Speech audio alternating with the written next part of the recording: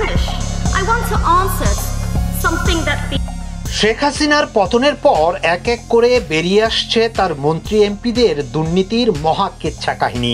এবার সেই তালিকায় নাম এসেছে লন্ডনে বাস করা শেখ হাসিনার ছোট বোন শেখ রেহানার মেয়ে যুক্তরাজ্যের লেবার পার্টির মন্ত্রী টিউলিপ সিদ্দিকীর। তার বিরুদ্ধে $400 কোটি ঘুষ নেওয়ার অভিযোগে তদন্ত চলছে, যা নিয়ে লন্ডন বাংলাদেশ দুই দেশেই চলছে সমালোচনার ঝড়।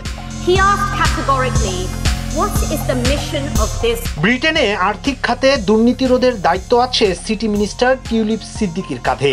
বাংলাদেশে একটি পারমাণবিক বিদ্যুৎ কেন্দ্র চুক্তির সঙ্গে জড়িত কথিত অর্থ আত্মসাতের অভিযোগে তার বিরুদ্ধে তদন্ত করা হচ্ছে। বাংলাদেশের দুর্নীতি দমন কমিশন টিউলিপ সিদ্দিক, তার যুক্তরাষ্ট্রে বসবাসকারী মা শেখ রেহানা সিদ্দিক এবং তার খালা স্বৈরাচারী শেখ হাসিনার বিরুদ্ধে তদন্ত করছে দুদক।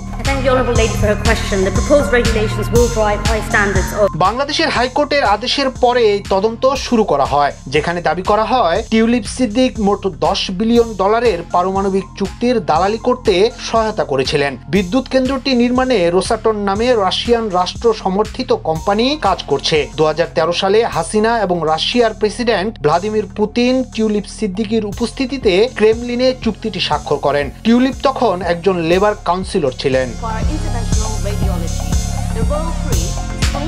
দুদক টিউলিপ সিদ্দিকীর পরিবারের অন্য সদস্যদের বিরুদ্ধেও তদন্ত করছে, যার মধ্যে তার খালাতো ভাই সজীব ওয়াজেদ জয়, তার চাচা তারিক সিদ্দিকীও আছেন। আদালতের কাগজপত্রে তাদের নামও দেখা গেছে। দুদকের একজন কর্মকর্তা বলছেন, কমিশন জড়িতদের অবস্থান নির্বিশেষ স্বচ্ছতা ও জবাবদিহিতা নিশ্চিত করতে প্রতিশ্রুতিবদ্ধ। তবে এ বিষয়ে টিউলিপ সিদ্দিক অস্বীকার করেছেন। গ্লোবাল ডিফেন্স কর্প নামে মার্কিন ভিত্তিক নিউজ ওয়েবসাইটে রূপপুর বিষয়ক নিবন্ধ প্রকাশের পর বাংলাদেশের মিডিয়াও সেটি গুরুত্ব দিয়ে প্রকাশ করে, যেখানে টিউলিপ সিদ্দিক ও তার পরিবারের সদস্যদের দ্বারা $4 বিলিয়ন কিভাবে চুরি করা হয়েছিল তার বিস্তারিত তুলে ধরা হয়। যেখানে বলা হয়, সিদ্দিক, হাসিনা ও তার পরিবারের অন্য সদস্যরা মধ্যস্থতার বিনিময়ে আত্মসাৎ করা টাকার মধ্যে 30% করে পেয়েছেন। এমনকি দাবি করা হয়েছে প্রচ্ছয় লিমিটেড নামে একটি ভুয়া কোম্পানির মাধ্যমে বাংলাদেশ থেকে $709 মিলিয়ন পর্যন্ত পাচার করা হয়েছে যুক্তরাষ্ট্র সহ বিভিন্ন দেশে। ইয়াসিন আলী, সোনালী নিউজ, ঢাকা।